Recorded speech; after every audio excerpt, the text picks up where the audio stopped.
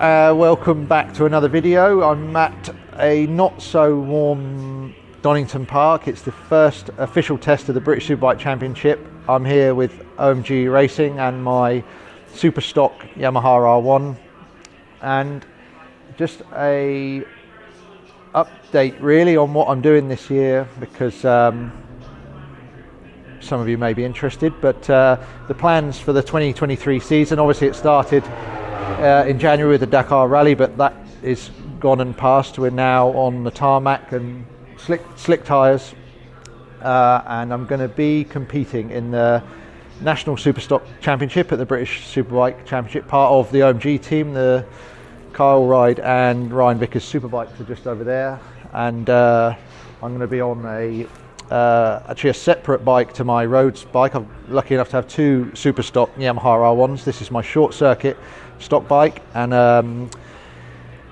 have a totally separate stock bike for the roads and a superbike for the roads. So later on we can do a video and insight into those bikes, what they're built of, and how we differ a roads bike to a short circuit bike. But yeah, I mean, this is our second day of this test at Donington, and none of us are yet to have turned a wheel, because it's like 7 degrees track temperature, wet and cold. Just really not quite motorbike weather in the UK yet. We have done 6 days of good testing in Spain, so it's not like we haven't ridden. We've got a day off tomorrow, then we're on to Silverstone for another 2 days, but the forecasts looking pretty rubbish there too. So not too much to report from here, other than the fact really what I'm up to this season. So as I said, full attack at the British Championship. Alongside that, I'm going to be, main focus really is TT and the Northwest 200. So early May I've got the Northwest 200 again with OMG Racing on Yamahas, and then a little break and over to the IOMTT TT again with OMG Racing on the Yamaha R1s, and some 600 news to come soon, or it may already be out by the time if you're watching this video late, but that's all still in process. So I may be on a slightly different coloured machine for the Supersport races, but that's it really. I'll just give a bit of a walk around on my bike and what we perhaps try and do at a test, although there's really nothing we can achieve here at the moment with the track conditions, but I can talk through what we managed to achieve in Spain, and perhaps some areas and parts we may test during these I say practice sessions, but it's a good opportunity for riders to get up to speed, but also the technicians to remember, everyone's had 4 or 5 months off, and even the tyre guys, they're sort of remembering just their little bits of the job role they may have forgotten, and everyone's sharpening up ready for round 1, which is in 2 weeks' time. Right, this is my my Yamaha R1 short circuit super stock bike. There's a few things on here that are to change. Those that will know certain things on here aren't quite eligible yet for the British Championship, but they're going to be altered. But basically it's a stock Yamaha R1, stock engine, stock chassis, stock forks, but different fork internals, stock brakes, racing chain and sprockets. We're actually running the turbo rear shock at the moment, and fork internals.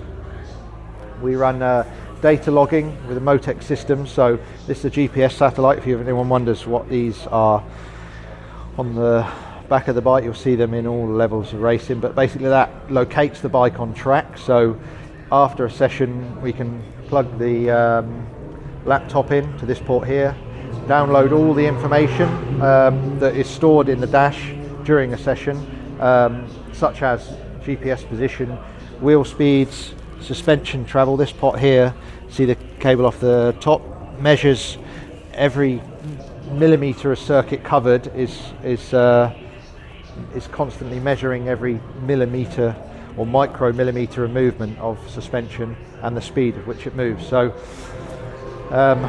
which is good for the data really can speed up. The data logging can really speed up setup of the bike if you have setup issues or finding your way of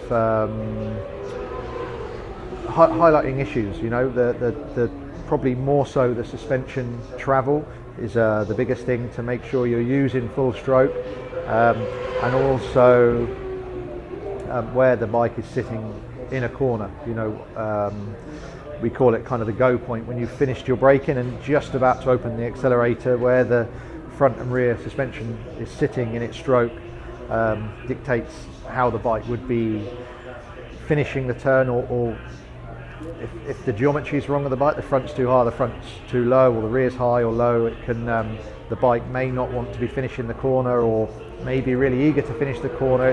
It's a complicated minefield of aspects, I suppose, of how the bike rides and does or doesn't do what you want it to do, and it's always a compromise. You would sacrifice a little bit of corner entry to gain corner exit, and it's just finding what suits, I suppose, your style and also circuit. But generally, when you have a good base setting, it's micro, kind of very small adjustments. And for short riding, here with OMG, and they won the championship last year in the superbikes with Bradley Ray.